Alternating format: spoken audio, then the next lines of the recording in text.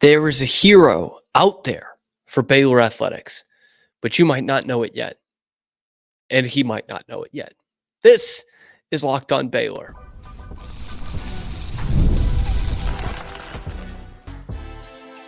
You are Locked On Baylor, your daily podcast on the Baylor Bears. Part of the Locked On Podcast Network, your team every day. Hello there. Welcome into another episode of Locked On Baylor. I'm your host, Cam Stewart of ESPN Central Texas and the Rogue Media Sports Network. Thank you for making it your first listen today and every day. It's the beginning of a new month, so rent was due, and you might as well call this one the money episode because there's going to be a lot of money talk. Having money's not everything, not having it is.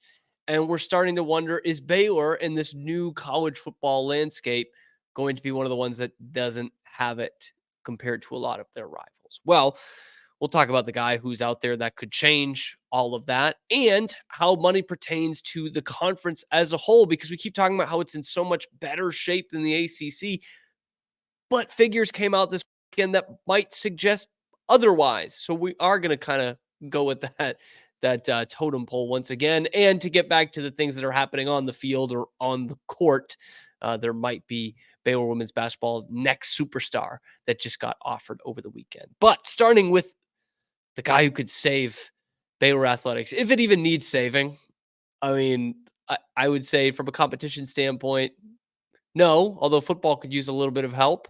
Sure. Yeah, absolutely. But this is more towards looking at what this new college athletics landscape is going to be. And yes, specifically football when it comes to this landscape, because I know there are a lot of you listening and watching that are like, I hate the way that this thing is going. It's all about money and NIL and free agency, and obviously the portal kind of gets lumped in with all that. And I hate that it's now just whoever has the most money is going to win. When it comes down to that, I hate that too. Trust me, I'm somewhere in the middle, as I am with most things, in terms of, we couldn't keep going on in a world where college athletes got nothing at all, and were severely punished when they got any kind of financial help. We could not survive. We could not continue in that landscape. Then again, with no sanctions on it or limitations on it or any kind of a salary cap or anything like that, we are heading towards a great divide. A greater divide than college athletics has probably ever seen. And that might not be that fun for folks like us rooting for Baylor either. But that is the way it's going. And we are in adapt or die mode. And I think Baylor's done some pretty good things in the NIL space, specifically in terms of staying competitive. And of course, from a facility standpoint, which still is important, even in this world, they have been terrific the last decade. But that has almost worked against them in the new world, because what I mean by that is it's not easy for Baylor to go after, big time donors after a decade long project of revamping all of their facilities and the athletic side and a lot of academic facilities too. I mean, we're talking since in the last 10 years, we've gotten a brand new state of the art football stadium, a new basketball arena, a new business school, obviously huge developments in terms of the track and field and the now basketball and football complexes as well. A whole new the bank up there on the river, the nutrition center for all of the athletes to meet and congregate in. There has been a lot of money put into facilities, a brand new welcome center, brand new, all within the last 10 years. So it's not easy for Baylor to say, hey guys, biggest donors that we have, can we get a little bit more money? It's not easy, but it's going to need to get to that point. TCU, as has been announced in the past, and then it came up again this past weekend, they have a great in with Mark Bezos, Jeff's brother, who is committing once again to funneling more money towards TCU athletics so that they are able to keep up with the big boys. Oh man, I wish we had someone like that. Well, we might have someone better than that. Okay. Because two of the big things, big things, the Welcome Center and the court at the new Foster Pavilion are named after Mark and Paula Hurd. Okay, two of the biggest donors in Baylor history. Mark Hurd was a tennis star at Baylor, became the CEO at Oracle, unfortunately passed away before the Welcome Center could be opened. And of course, his Paula Hurd was a big contributor to Baylor as well. Well, as we saw at the Hurd Welcome Center opening and at the Foster Pavilion opening, she is now dating Bill Gates. You want to find someone with more money than Jeff Bezos' brother, Bill freaking Gates is it. And he's out there. He's wearing the Baylor stuff. He's got the Sikkim. He's at these big events. So, already he's clearly developed something for Baylor, even though he didn't go there. This could be it. You need an alma mater, Bill Gates. We can be it. We will gladly be it. Mark Bezos brings in a ton of money. My man is broke as hell compared to Bill Gates. He ain't even in the billions yet. Bill Gates is talking like $130 billion net worth. He could give us like a little allowance and we'll be like second in this conference, maybe first in this conference in terms of spending. Think about that, man. That's the money that we could use ain't even like a chunk of change for this guy. Tax write-off, man. Think about that. As we sit here, work the 9 to 5 and a side job like a Locked On podcast just to, make ends meet. There are people out there who's got 130 billion and he should. He did great work. But how about a little bit something for your girlfriend's almost alma mater to keep up with the big boys in college athletics? Bill, you could do this for us. You could be our hero. This is my appeal to Bill Gates. I worked at Baylor, used Outlook. Okay, we're already putting money in Microsoft's pockets. And I know that Microsoft people are trending towards basketball with Ballmer, at the Clippers. Come on. Is that what we need? Do we need a Baylor player to go to the Clippers, get in Ballmer's ear, then get in Bill Gates' ear, double the money coming in? Bill, please. You could do this. The oil money at Tech, the Mormon money with BYU, TCU having this weird Bezos connection. We could have an even weirder, more lucrative connection. Save us. Save us, Bill. Please.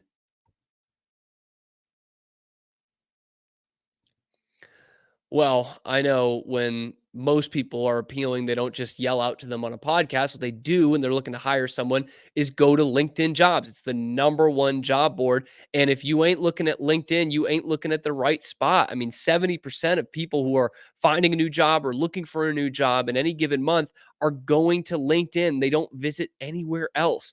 86% of small businesses get a qualified candidate within 24 hours, where you can hire professionals like a professional. They know that small businesses are wearing so many different hats and might not have the time or the resources to hire. That's why they make things easy for you, even making new innovative connections every week, every month. They keep launching these new things, including one that helps you write your own job descriptions to make this process even easier. 2.5 million small businesses use LinkedIn for hiring. So post your job for free at linkedin.com/lockedoncollege. That's linkedin.com/lockedoncollege to post your job for free. Terms and conditions do apply. One more time, linkedin.com/lockedoncollege. Going to continue with the money talk, which is, I don't know, weird for me. Then again, I probably haven't shot a basketball in 2 years, and I can critique that every day on this podcast. So, I don't have any money, but why not critique the money? Why don't let's just talk some money? Let's Cuba Gooding Jr. this. Show me the money. And that's what college athletics is now, and college football in particular. And through the view that we've looked at the last couple of years, for the Power 5 conferences, which is now the Power 4 conferences, because of money, not because of competition, not because of the schools that you have, really not even because of the markets, although that's a bigger part of it than those other two.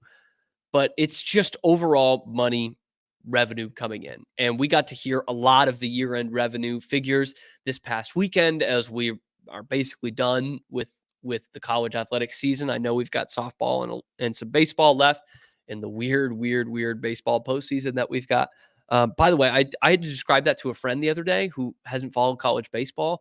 The college baseball postseason is a very weird thing to describe to someone who doesn't know anything about it.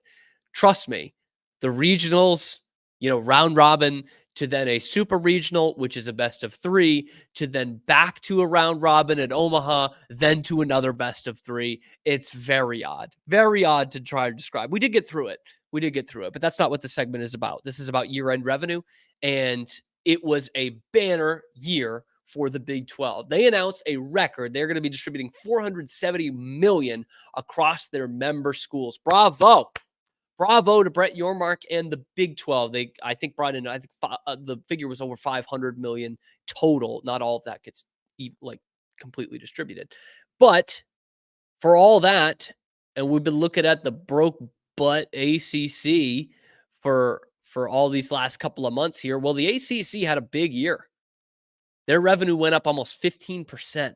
Boy, that's big. 15%. That's a big number. Okay, so whereas the Big 12 brings in about 510, the ACC brings in 707 million. Whew. That's a big old number. We're going to get back to that in a second. We're going to focus on the Big 12 here for now. Now, what the Big 12 is really happy about is that their distribution numbers are going to be fantastic. Now, some of the newbies, that being Houston, Cincinnati, BYU, UCF, only got 18 million this year and are scheduled to have about 19 million next year. And that's going to leave the original 10 members, which is everyone else that we know, splitting 398 million, which is going to come out to about 40 million per school. 40 million bucks. And by the way, even with the new members coming in and the conference getting bigger, with that new TV rights distribution, they are expected to have it at about $50 million per school by 2025, 26. Not that far away, 2 years from now. Boy, that's big time. That's big time. Let's check back in with our partners in the ACC. I just gave you that figure of Big 12 schools, the original ones, which includes Baylor, getting about 40 million. And you'll remember in the episode we did a few weeks ago about, the new back pay and how much schools are going to have to pay to their former players, and a suggestion of a cap of about 23 million a year. You're comfortably within that, within your conference revenue as it stands right now, making about 40 million a year. So, of course, that's not the level of the Big Ten and the SEC, but because I know someone will comment that down in the YouTube comments, but I will say it time and time again. That's not who you're competing with right now. Those two are going to be ahead of you probably forever. But what you do need to pay attention to is the ACC, because that could change the Big 12 in the near future, and it could change all of college athletics if that conference also implodes. That is something key for the Big 12 to keep an eye on this whole time. So 707 million for the ACC, a 15% increase. That's with no college football playoff because Florida State was left out. They did have two teams have one in each of the men's and women's basketball Final Four, which is not a bad revenue maker either. And of course, what you have to know about the ACC and keep in your back of your mind is that Florida State and Clemson are leaving in the next couple of years. That's just going to happen. The ACC, what they need to do is hold on to that next tier, which is, your North Carolinas, your Dukes, your Virginias, Notre Dame, and every sport other than football. You got to keep those on board. You just have to. Miami, another one in there, of course, as well. So even with that 15% increase and a gaudy number of almost $200 million more dollars than the Big 12 brought in, they're distributing about 44.8 million to their member schools. And this other website, I'm sticking with the 40 million. This other website had predicted about 44.2 million for the Big 12. I don't think that factors in some of the moving parts about the new teams in there. So even with such an increase, the ACC is not distributing a considerable amount more than the Big 12, and they certainly will not be in 2 or 3 years' time. They won't be. And because I don't know who they add to this fray, and without Florida State and Clemson in there, they're not going to have the revenue numbers. They're just not, because those are your two teams that could potentially make the college football playoff. And what really helped the ACC this year, more than anything, was that the Orange Bowl was not a college football playoff game, which means the ACC gets to host that and get all the revenue, or not all of it, but get the lion's share of the revenue for that game, which they would not get if it was a college football playoff game and they did not have a team in the game. So that's something that's a 1-year thing, that next year or the year after, whenever the Orange Bowl gets back in the college football playoff, they're not going to have that. And that is massive when you factor in that the Big 12 numbers are going to go up because they have a better a TV rights deal. So their Big 12 members are going to go up, but their payout is also going to go up. And so, yeah, the ACC had a better year this year in terms of the in toto for sure, but it's not sustainable, and it's not the way that this conference is heading. It's not. So if you look at that 1 year and say, oh boy, the ACC's in some good shape, take it with 2 grains of salt, man, because it's not going to be that way. Even with just the Orange Bowl thing in there, they're not going to have that every year, and they're not going to have at least their top 2 superpowers, and probably more. So, we've talked the last year or two about how much better off the Big 12 is and is going to be versus the late Pac-12 and the ACC. And I saw a lot of discourse this weekend, seeing those raw numbers on social media and on reports online, that the ACC is in better shape than the Big 12. No, they are not. No, they are not. And I get it. UT and OU were in the conference this year. One of them made the college football playoff. I understand. But we're essentially seeing these numbers, and at least these projected numbers, without those 2 teams in there. That $50 million that we're going to see in 2 years, that's not factoring in Texas and OU. Anything future projections right now for the ACC is going to factor in Florida State and Clemson. They're not going to be there. I promise you they're not going to be there in 3 years' time. I wish they'd come to the Big 12, but that's not going to happen either. But where it does become important for the Big 12 is the opportunity to bring in the quote-unquote cast-offs of the ACC. And the cast-offs in this case are like the second tier. That's North Carolina and Duke and Virginia and Pitt, Syracuse, Louisville, who's a team that is going a school that's going to be, somewhat appealing, especially with some recent football success. So the ACC, take the victory lap now while you still can, because it ain't going to last forever. And it's really not even going to last into the very near future. So are we overrating the Big 12 in this conference expansion and the way these other conferences are going? I don't think so. I think we're rating them pretty well. They're not going to be the Big 10. They're not going to be the SEC, but they're also not going to be the Pac-12 and the ACC, which those 3 were on an even plane not all that long ago. And the first one that looked like it was going to drop was the Big 12. And I'm telling you, with your mark in charge and with this deal that they've got and with a constant eye towards expansion, they are going to be the last one standing of those 3.